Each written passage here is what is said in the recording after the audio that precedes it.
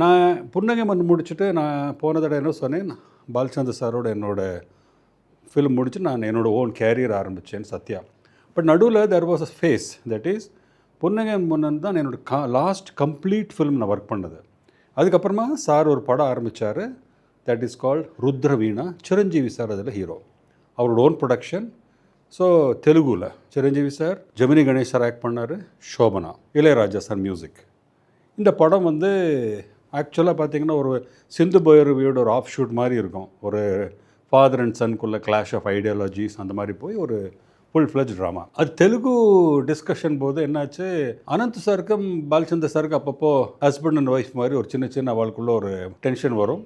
அந்த டைமில் ஒரு சின்ன டென்ஷனில் இருந்தாங்க, ரெண்டு பேரும் பேசிக்கல. ஸோ அனந்த் சார் டிஸ்கஷன் வரல.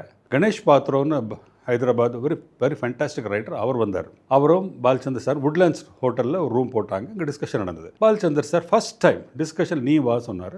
நானும் போய் இந்த டிஸ்கஷன் உட்காண்டேன். அந்த கதை பேசினாங்க, அவங்களுக்குள்ளே பேசிட்டு இருந்தாங்க. நான் வந்து ஃபஸ்ட் டைம் நோட் பண்ணேன் எவ்வளோ மெட்டிகுலஸாக பாலச்சந்தர் சார் டிஸ்கஸ் பண்ண. பேசும்போது நல்ல பாயிண்ட் வந்து உடனே நோட் பண்ணி போகிற டைரியில். It was like student, he was listening, discussing, notes எல்லாம் எடுத்துகிட்டு இருந்தார். ஒரு டிஸ்கஷன், ஒரு 2 rounds ஆஃப் டிஸ்கஷன் நடந்ததுக்கப்புறம் கணேஷ் பாத்ரோ నువ్వు ఇది డైలాగ్ రాసి తీసుకురా சொல்லிட்டார். தட் இஸ் த டயலாகை நீ எழுதின்னு கொண்டு வா, இது வரைக்கும் அந்த scene between father and son சொன்னார்.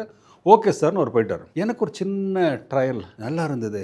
நான் இங்கிலீஷில் அந்த டயலாக் எழுதி ட்ரை பண்ணேன். நான் தட் இஸ் ஒரு how you get into the script, how you get into that world of டிஸ்கஷனுங்கிறது எனக்கு அது லேர்னிங் நல்லா இருந்தது. அது பாலச்சந்தர் சாரோட டிஸ்கஷன். நான் ரூமில் உட்காந்து ஃபுல்லாக இங்கிலீஷில் ஃபாதர் அண்ட் சன்குள்ள டயலாகெல்லாம் எழுதிட்டு நான் போயிட்டேன். நாங்கள் பார்த்தேன் கணேஷ் பாத்ர சார் வந்து சின்ன பாயிண்டர்ஸ் மட்டும் எடுத்துகிட்டு படித்தார்.